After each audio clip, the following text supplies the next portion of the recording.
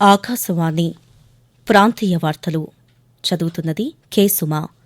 ముఖ్యాంశాలు: భవిష్యత్ అంతరిక్ష ప్రయోగాలకు కీలకం కానున్న పిఎస్ఎల్వి C-60ను ఇస్రో విజయవంతంగా నిర్వహించింది.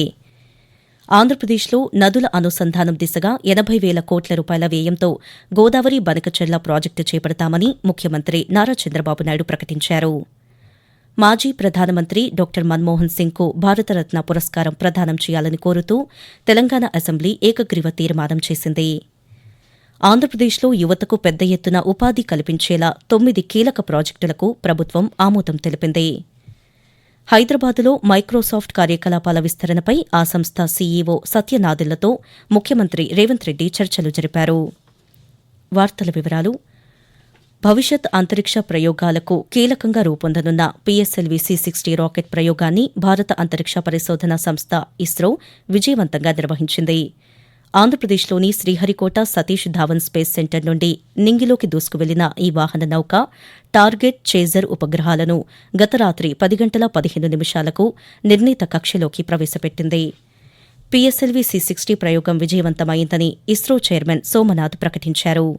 ఈ 2 ఉపగ్రహాలు జనవరి 7వ తేదీన అనుసంధానమయ్యే అవకాశముందని సోమనాథ్ వివరిస్తూ, Successful accomplishment of the launch of PSLV C-60 for the SpaceX mission. The rocket has placed the satellites in the right orbit, which is 475 km circular orbit. That's only one part of the mission, injection of the SpaceX satellites. So as far as we are concerned, the mission is very well as far as the rocket is concerned, so it has placed the satellite in the right orbit.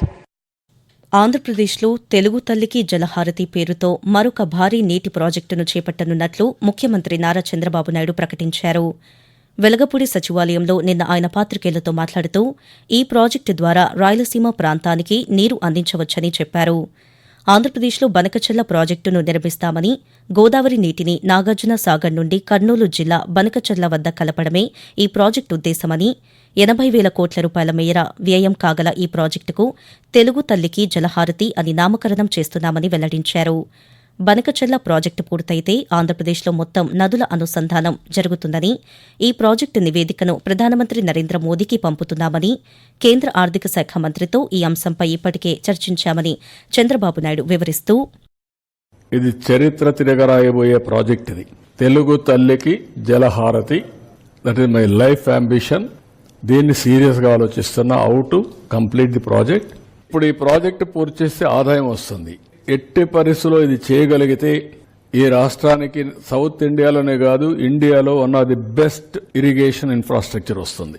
ఒకసారి irrigation infrastructure వస్తే Rayalaseema horticulture hub గా తయారవుతుంది. ఇక్కడ ఆంధ్రప్రదేశ్లో aquaculture ఉంటుంది. ఇంకొక పక్కన ఎక్కడ కరువు అనే మాట ఉండదు. తాగడానికి నీళ్లు, ఇండస్ట్రీకి నీళ్లు, ఇవన్నీ కూడా వస్తాయి. ఆర్థిక సంస్కరణల రూపశిల్పి మాజీ ప్రధానమంత్రి డాక్టర్ మన్మోహన్ సింగ్కు భారతరత్న పురస్కారం ప్రదానం చేయాలని కోరుతూ తెలంగాణ అసెంబ్లీ ఏకగ్రీవంగా తీర్మానం చేసింది. ముఖ్యమంత్రి రేవంత్ రెడ్డి ప్రతిపాదించిన ఈ తీర్మానానికి సభలో అన్ని పక్షాల సభ్యులు ఏకగ్రీవంగా ఆమోదం తెలిపారు. డాక్టర్ మన్మోహన్ సింగ్ మృతికి నివాళులర్పించేందుకు అసెంబ్లీ నిన్న ప్రత్యేకంగా సమావేశమయ్యింది. ఈ సందర్భంగా రేవంత్ రెడ్డి మాట్లాడుతూ, డాక్టర్ మన్మోహన్ సింగ్ అనేక సంస్కరణలు చేపట్టి దేశ ఆర్థిక వ్యవస్థను పటిష్టంగా నిలిపారని, ఆయన ప్రధానమంత్రిగా వ్యవహరించినప్పుడే తెలంగాణ రాష్ట్రం ఏర్పాటుకు మార్గం సుగమమైందని రేవంత్ రెడ్డి పేర్కొన్నారు. ఆంధ్రప్రదేశ్లో యువతకు పెద్ద ఎత్తున ఉద్యోగ, ఉపాధి అవకాశాలు లభించేలా భారీ పెట్టుబడులకు ముఖ్యమంత్రి నారా చంద్రబాబు నాయుడు ఆమోదం తెలిపారు. వెలగపూడి సచివాలయంలో నిన్న జరిగిన రాష్ట్ర స్థాయి పెట్టుబడుల అభివృద్ది మండలి సమావేశంలో ముఖ్యమంత్రి ఇందుకు ఆమోదం తెలిపారు. ఈ నిర్ణయం ద్వారా 2,63,000 మందికి పైగా యువతకు ఉపాధి అవకాశాలు లభించేలా 1,82,162 కోట్ల రూపాయల మేర పెట్టుబడులు రానున్నాయి. ఆంధ్రప్రదేశ్లో పెట్టుబడులు పెట్టేందుకు పలు సంస్థలు దరఖాస్తు చేసుకున్న అంశాన్ని ఈ సమావేశం సమగ్రంగా చర్చించింది. దరఖాస్తు చేసుకున్న ప్రాజెక్టులో 9 కీలక ప్రాజెక్టులకు ముఖ్యమంత్రి ఆమోదముద్ర వేశారు.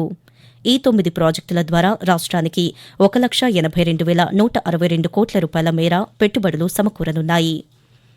ఆకాశవాణి ప్రాంతీయ వార్తలు వింటున్నారు. దేశంలో ప్రతి రైతు ఆర్థిక పరిపుష్టి సాధించేలా కేంద్ర ప్రభుత్వం కృషి చేస్తోందని కేంద్ర వ్యవసాయ, గ్రామీణాభివృద్ది శాఖ మంత్రి శివరాజ్ సింగ్ చౌహాన్ తెలిపారు. తిరుపతి జిల్లా కరకంబాడి మండలంలోని కృషి విజ్ఞాన కేంద్రాన్ని నిన్న సందర్శించిన అనంతరం ఆయన రైతులతో మాట్లాడారు. స్వాతంత్ర సమరయోధుడు ఆచార్య ఎన్జీ రంగ విగ్రహానికి పూలమాలలు వేసి నివాళులర్పించారు. ఈ సందర్భంగా కేంద్ర మంత్రి పాత్రికేయులతో మాట్లాడుతూ రైతుల సంక్షేమం కోసం కేంద్ర ప్రభుత్వం అనేక పథకాలు అమలు చేస్తోందని చెప్పారు. సాంకేతిక పరిజ్ఞానాన్ని రైతులకు చేరువ చేసి వారి అభివృద్దికి చేయూతనిస్తోందని శివరాజ్ సింగ్ చౌహాన్ పేర్కొన్నారు.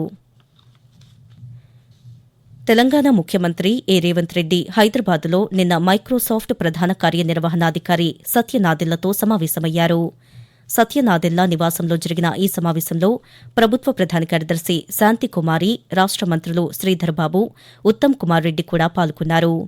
హైదరాబాద్లో నైపుణ్య విశ్వవిద్యాలయం ఏర్పాటు, ఏఐ క్లౌడ్ కంప్యూటింగ్, భవిష్యత్ నగరం ఏర్పాటు వంటి అంశాలపై వీరిరువురి మధ్య చర్చ జరిగినట్లు తెలుస్తోంది.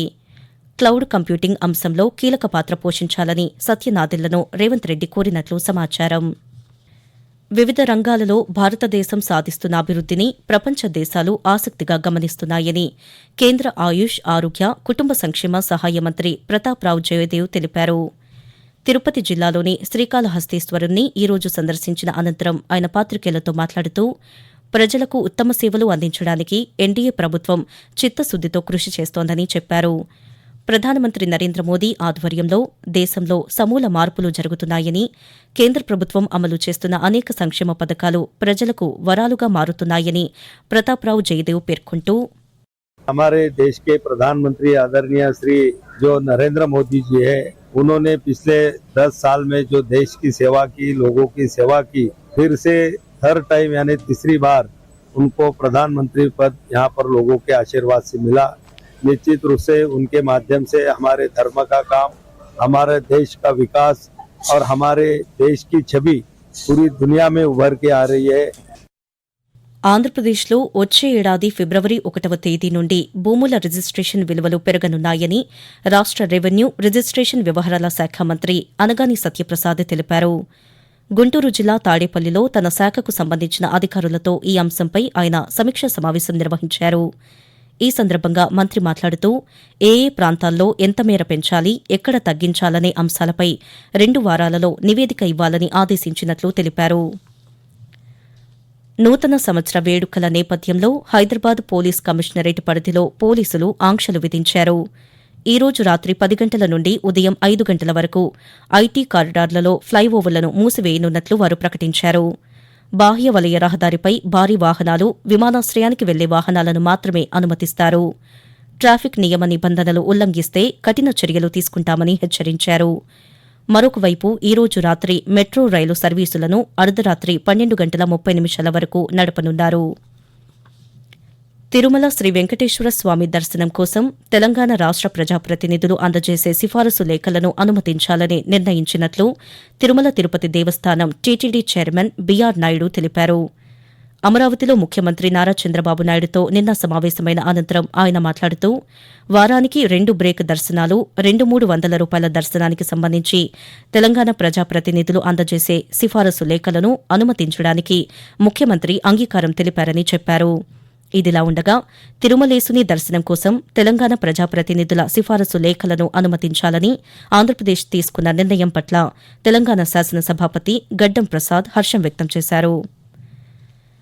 ఆంధ్రప్రదేశ్ ముఖ్యమంత్రి నారా చంద్రబాబు నాయుడు ఈ రోజు పల్నాడు జిల్లా నరసరావుపేట మండలంలో పర్యటిస్తారు. ఈ పర్యటనలో భాగంగా నరసరావుపేట మండలంలోని ఎల్లమంద గ్రామంలో లబ్దిదారులకు సామాజిక పెన్షన్లు అందజేస్తారు. పెన్షన్ల పంపిణీ కార్యక్రమం అనంతరం లబ్దిదారులతో చంద్రబాబు నాయుడు ముచ్చటిస్తారు. ఆకాశవాణి ప్రాంతీయ వార్తలు ముగించే ముందు ముఖ్యాంశాలు మరోసారి.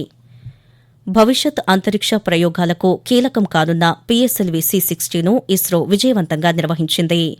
ఆంధ్రప్రదేశ్లో నదుల అనుసంధానం దిశగా 80,000 కోట్ల రూపాయల వ్యయంతో గోదావరి బనకచర్ల ప్రాజెక్టు చేపడతామని ముఖ్యమంత్రి నారా చంద్రబాబు నాయుడు ప్రకటించారు. మాజీ ప్రధానమంత్రి డాక్టర్ మన్మోహన్ సింగ్కు భారతరత్న పురస్కారం ప్రదానం చేయాలని కోరుతూ తెలంగాణ అసెంబ్లీ ఏకగ్రీవ తీర్మానం చేసింది. ఆంధ్రప్రదేశ్లో యువతకు పెద్ద ఎత్తున ఉపాధి కల్పించేలా 9 కీలక ప్రాజెక్టులకు ప్రభుత్వం ఆమోదం తెలిపింది. ఆకాశవాణి ప్రాంతీయ వార్తలు ఇంతటితో సమాప్తం. తిరిగి మధ్యాహ్నం 1:20 వింటారు.